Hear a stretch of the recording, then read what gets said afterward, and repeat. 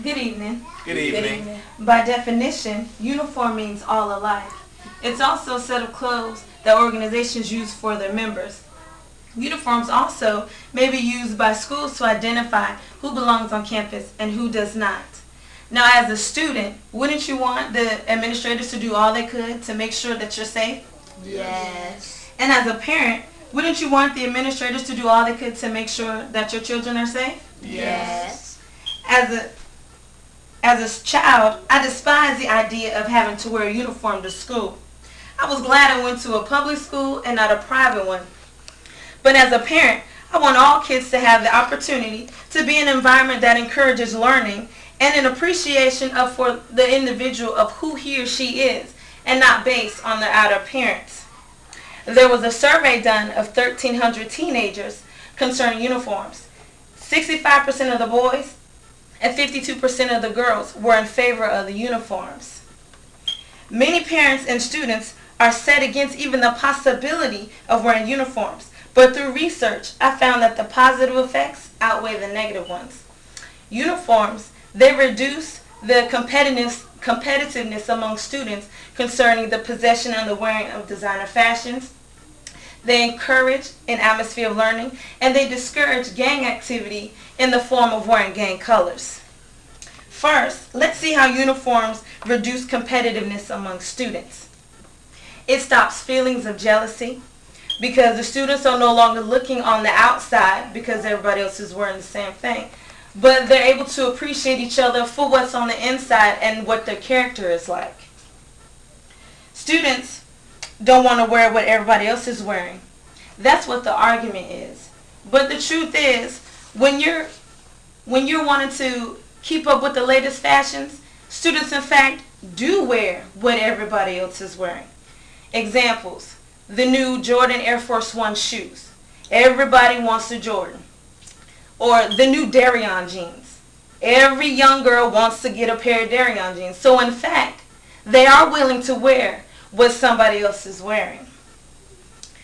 And keeping up with the latest fashions, children also have a tendency to put pressure on parents to have to buy the latest fashions, and there's parents who aren't able to afford that. So uniforms also reduce the parental expense because they don't have to go out and buy the latest fashions for school and for home. Instead, they would just focus on having to buy just school for clothes when they outgrow their clothes, and not just for school and when they outgrow. Whereas uniforms, if you go to a certain stores, they have set prices, or schools have programs where they'll pay a portion and the parents will have to pay a small portion to cover the uniforms, and then the children are covered throughout the school year. And also, would you consider that uniforms violate a student's First Amendment rights to freedom of expression? Parents of the Bossier Parish, Louisiana school system believed it did, but the 5th U.S. Circuit Court of Appeals disagreed. The court ruled that even though the children were prohibited from wearing whatever it is they wanted at school, outside of school hours, they were able to wear whatever it is that they wanted. It also relieves students of the pressure to fit in. Kids today have enough to deal with, and school should not be a place for added pressure. School uniforms, they encourage an atmosphere of learning. School is for learning and growth. It's not a fashion show. Fewer distractions make room for increased learning opportunity. And children who feel safe at school focus more on citizenship and educational achievements. There was research done in Cherry Hill that found that schools with the uniform dress code policy had an increase in attendance, school suspensions decreased, and the test scores went up, and students began to focus more on their studies and less on each other. Some students, they wear certain clothing because they want to fit in with a certain group of people, and sometimes it's the wrong kind or the wrong group of people. It discourages gang activity in the form of wearing gang colors.